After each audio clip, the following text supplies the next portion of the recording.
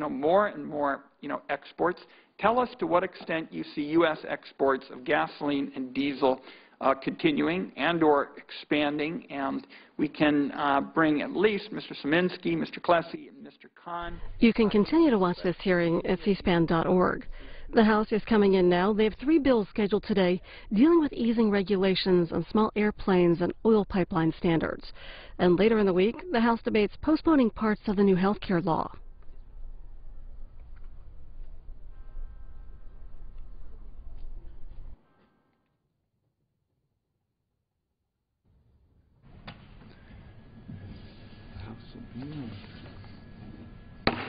The House will be in order. The Chair lays before the House a communication from the Speaker.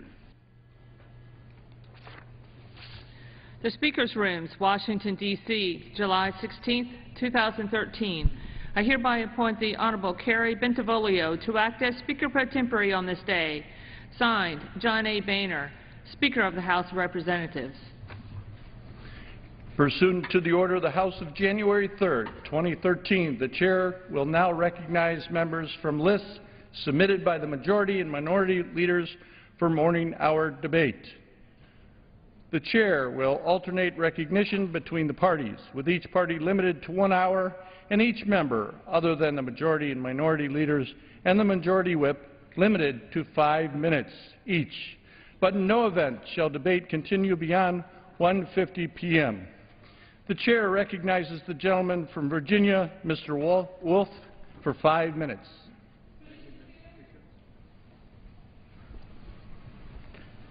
Mr. Speaker, Deuteronomy 16:20 tells us, "Justice, justice shall thou pursue."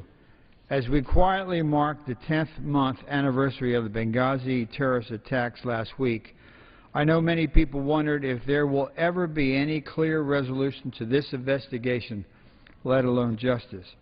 There are less than 3 weeks remaining before the Congress departs for the August recess.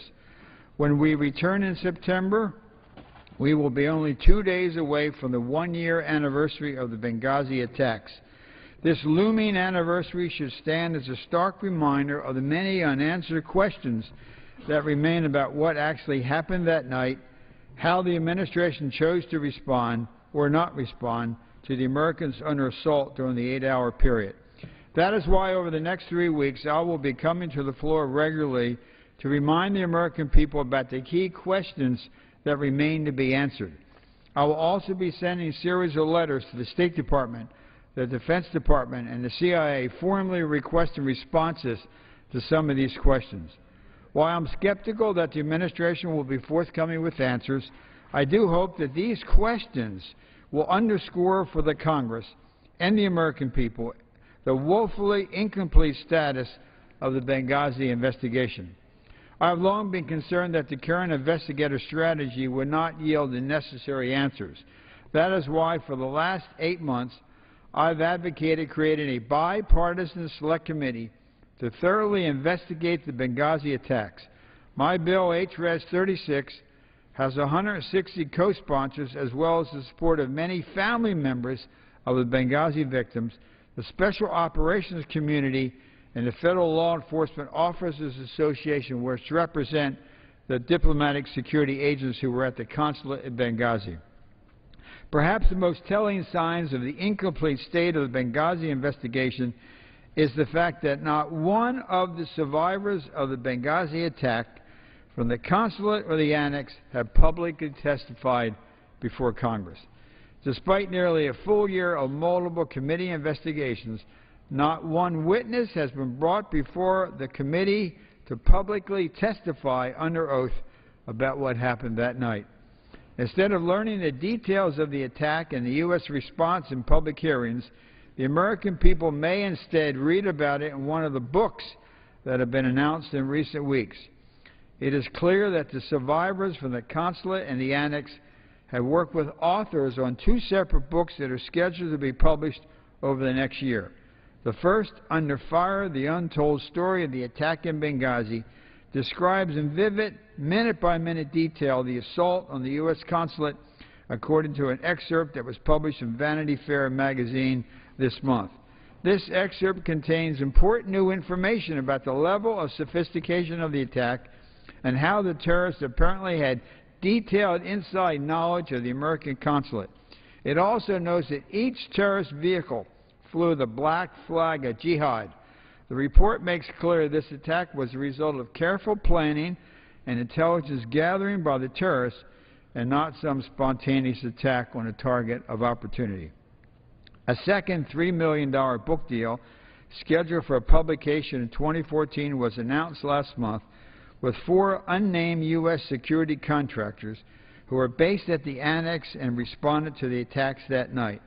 I suspect, given the critical role played by the contractors in responding to the consulate attack and later in defending the Annex, that these individuals have important information that deserves to be heard by the Congress and by the American people.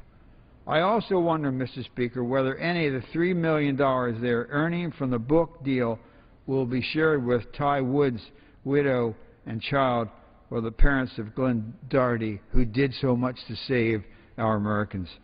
I can't help but ask why the Congress has not asked or subpoenaed these individuals to testify before the House committees that have been investigating this over the past year. If these questions are not answered, the American people will never know what took place in Benghazi. I yield back the balance of my time. Gentleman yields back his time. The chair recognizes the gentleman from Oregon, Mr. Blumenauer, for 5 minutes. Thank you, Mr. Speaker. Last week's Farm Bill debacle in the House of Representatives highlighted a fundamental disconnect.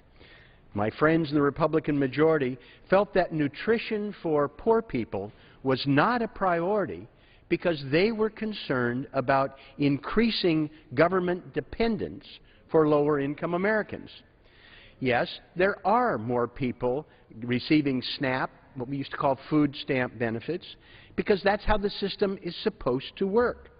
After our nation, with a much larger population, now over 313 million people, suffered a near collapse of the economy, we would expect, in the face of persistent unemployment and job loss, that more people would be on food stamps.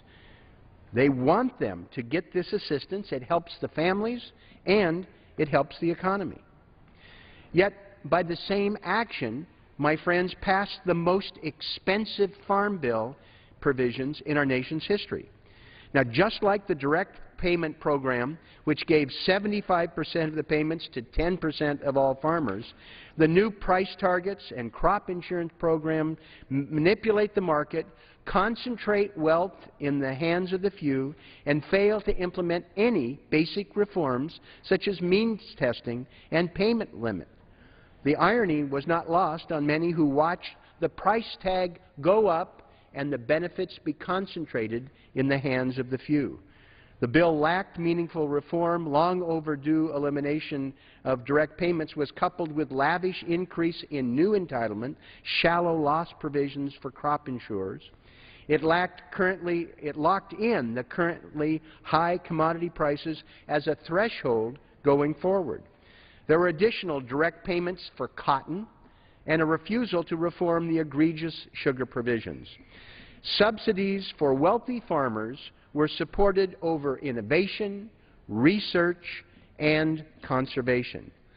Now, lavishing support on those who need it the least while stripping out nutrition support through the SNAP program because they didn't want to foster dependence, while a blind eye was turned to abuses in the lavish crop insurance program where fraud is 50% higher than in the maligned SNAP, the food stamp program.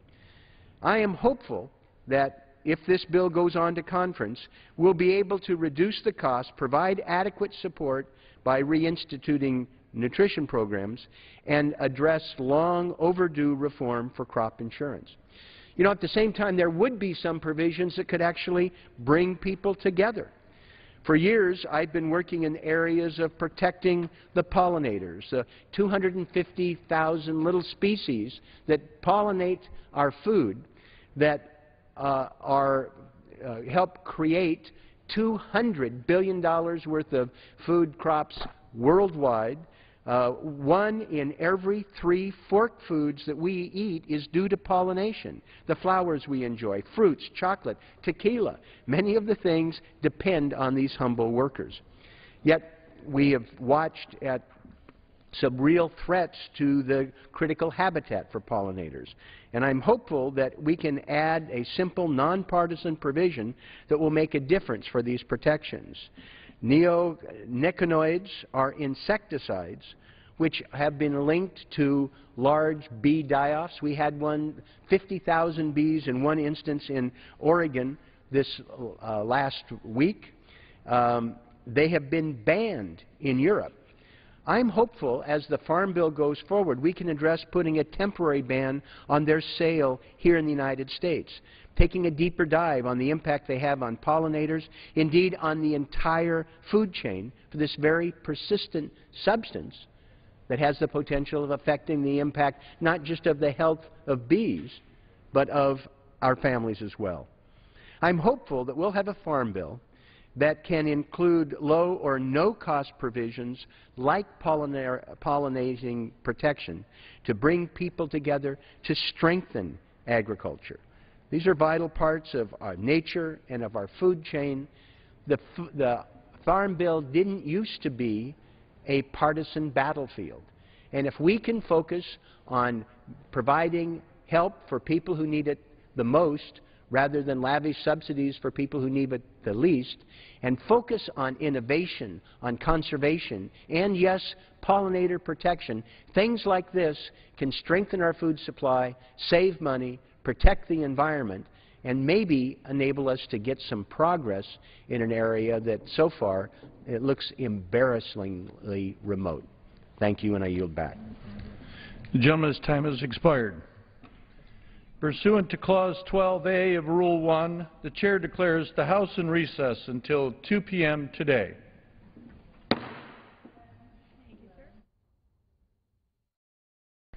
The House is coming back in for legislative business at 2 Eastern. 3 bills on the agenda dealing with easing regulations on small airplanes and oil pipeline standards.